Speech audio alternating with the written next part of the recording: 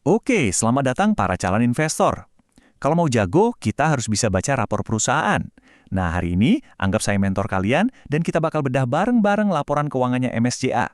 Ini nih pertanyaan utamanya kan. Gimana caranya kita ngelihat laporan keuangan terus paham, oh perusahaan ini segini nilainya. Kelihatannya ribet tapi tenang aja. Setelah sesi ini, kalian bakal punya kacamata baru buat mulai cari jawabannya sendiri.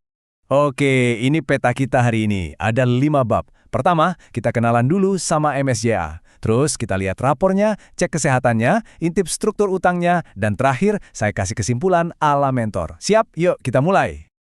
Sip, bab pertama. Sebelum kita pusing sama angka, kita harus ngerti dulu ini perusahaan ngapain sih sebenarnya?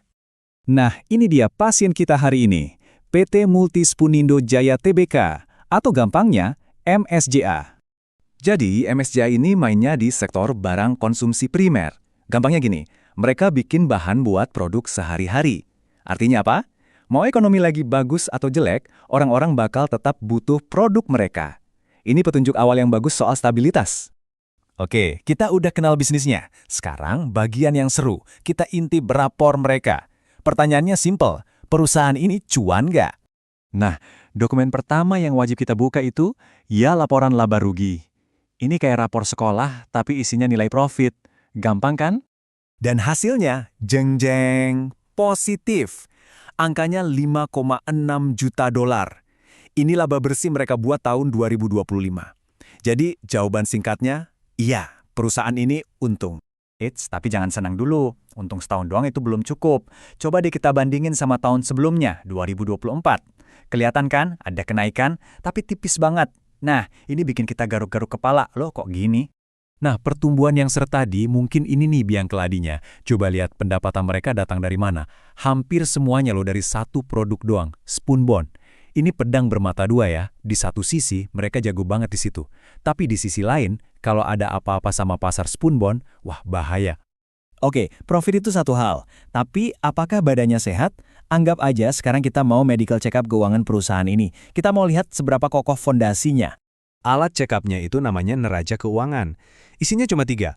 Apa yang perusahaan punya atau aset, apa yang jadi utangnya atau liabilitas, dan sisanya punya siapa, yaitu ekuitas. Simple.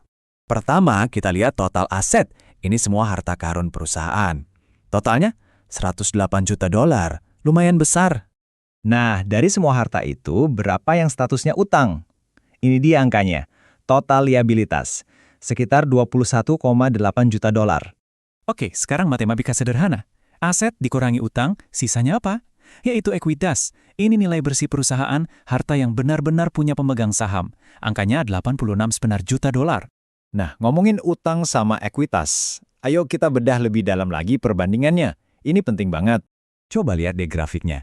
Jomplang banget kan? 80% modalnya itu dari ekuitas alias modal sendiri.